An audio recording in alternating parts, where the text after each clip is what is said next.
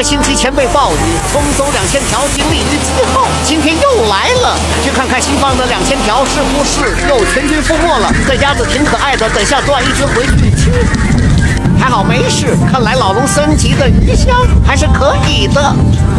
水位太高，旁边的鸭子也跑过来了，你不要把我鱼儿给吃了哦！回去看看我的画画才行。BBQ 了，你们怎么这么喜欢泡澡的呢？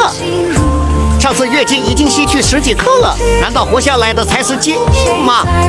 自从做好楼面，就每天下雨，水费倒是省下不少。这卫生间下沉是不是太大了？老天啊，你是不是破了？这里也快成鱼塘了，都不用挖鱼池了。